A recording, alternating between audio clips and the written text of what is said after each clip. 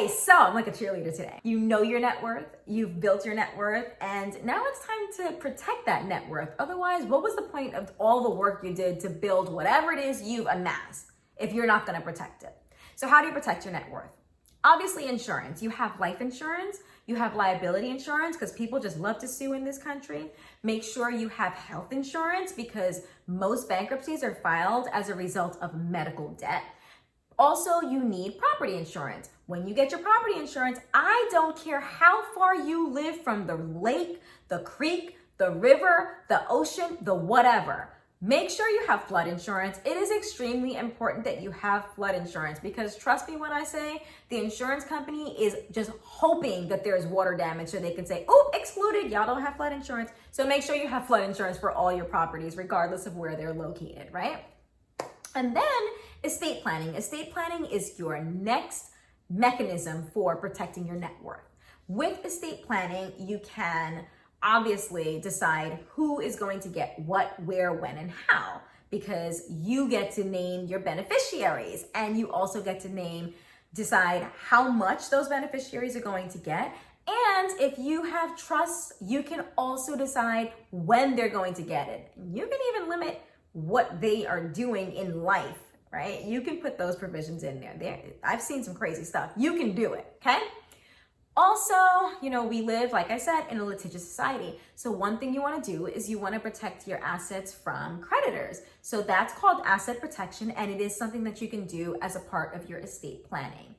And then what else do you do with estate planning? Obviously, with estate planning, taxes. Oh, you definitely want to deal with estate tax liability, and here's why. Congress loves to mess around with the estate tax. I don't know why. It's just their thing. Well, I know why. Some people are they call it the death tax, and so they want to get rid of it. And so you have these different compromise plans. So you'll have 1 year where there is no tax liability for estates. Then you'll have the next year, okay, there's estate tax liability, but only if your estate is above 2.5 million. Then there's the next year where it's, okay, estate tax liability for estates that are over 750,000. And by the way, depending on how your estate tax is set up, because a lot of people are like, oh, I don't have that much in assets.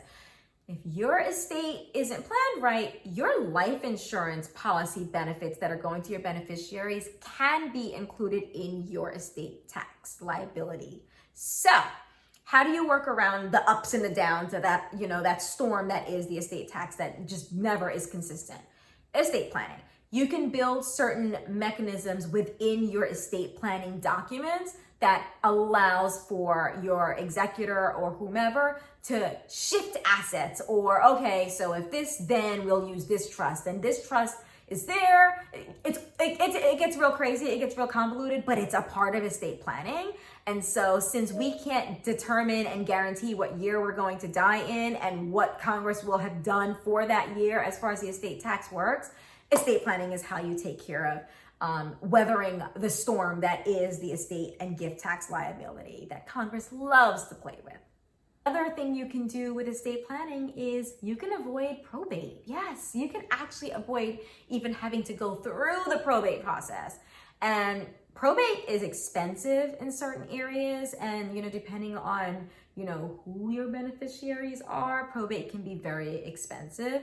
And there's a lot of time involved with probate. Again, depending on who you're dealing with and what kind of assets you're dealing with. So if you are ready to start protecting the net worth that you've worked so hard to build, use the link below and schedule your estate planning consultation with yours truly.